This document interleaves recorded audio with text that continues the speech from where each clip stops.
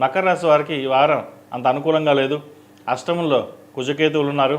ఏదైనా ఒక పని ప్రారంభించేటప్పుడు అది వెనక్కి వెళ్ళడం, బంధువర్గంలో చిన్నపాటి విభేదాలు రావడం, వ్యాపారంలో ఎంత కష్టపడ్డా లాభాలు రాకపోవడం అనేది ఏర్పడుతుంది. మనకి ఇంకా ఏలినాటి శని ఇంకా అయిపోలేదేమో అనే భావన ఏర్పడుతుంది. ఏలినాటి శని అయిపోయింది, మకర రాశి చక్కగా ఉంది, బాగుంది, మరి ఎందుకు ఏలినాటి శని అయిపోయినా ఇంకా ఇంత ఇబ్బంది పడుతున్నాం అనే భావన కూడా ఏర్పడుతుంది. షష్టమంలో గురువు కంబస్ట్ అయ్యారు, అష్టమంలో కుజకేతువులు, తృతీయంలో శని. ఈ అష్టమాధిపతి కుజుడు శని వీక్షించడం వల్ల రావాల్సిన బెనిఫిట్స్ ఏవైతే ఉన్నాయో అది ఆవిరైపోవడం, వ్యాపారంలో రూపాయికి 10 రూపాయలు నష్టం రావడం ఇటువంటి జరుగుతుంది.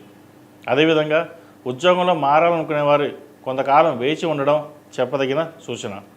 భూ క్రయ విక్రయాల విషయంలో జాగ్రత్త వహించాలి. అలాగే ఏదైనా పర్సనల్ లోన్ కావచ్చు, క్రెడిట్ కార్డు విషయంలో జాగ్రత్త వహించాలి. వాటి విషయంలో సాధ్యమైనంత వరకు దూరంగా ఉండడం చెప్పదగినది. ఈ చిట్ ఫండ్లకి దూరంగా ఉండాలి. అలాగే స్పెక్యులేషన్స్, స్టాక్ మార్కెట్స్కి దూరంగా ఉండడం చెప్పదగినది. లాభాలు బాగున్నాయి కదా అని ఎక్కువ ఇన్వెస్ట్మెంట్ చేస్తే నష్టాలు వచ్చే అవకాశం గోచరిస్తోంది. ఈ రాశిలో నిర్మించిన విద్యార్థులకు సానుకూల పరిస్థితులు గోచరిస్తోంది.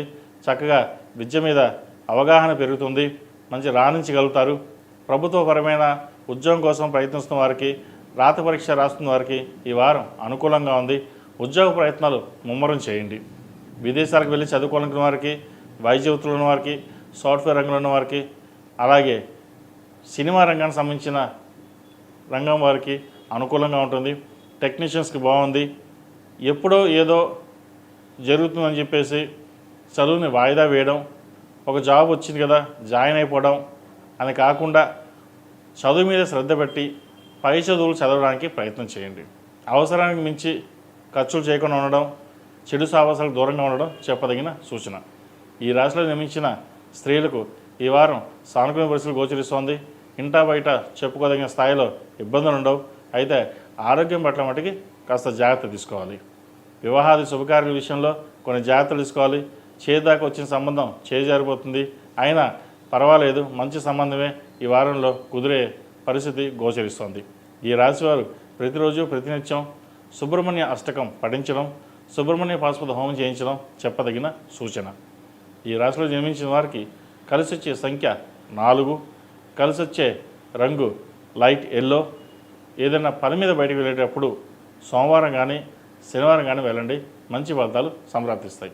ఈ పూజా స్టోర్.in పసుపు కుంకుమ నుంచి దేవతా విగ్రహాల దాకా అన్ని రకాల పూజలు, వ్రతాలు, వివాహం, గృహప్రవేశం, హోమాది శుభకార్యాలకు కావలసిన పూజా సామాగ్రి అంతా ఒక్క క్లిక్తో మీ ఇంటి వద్దకే.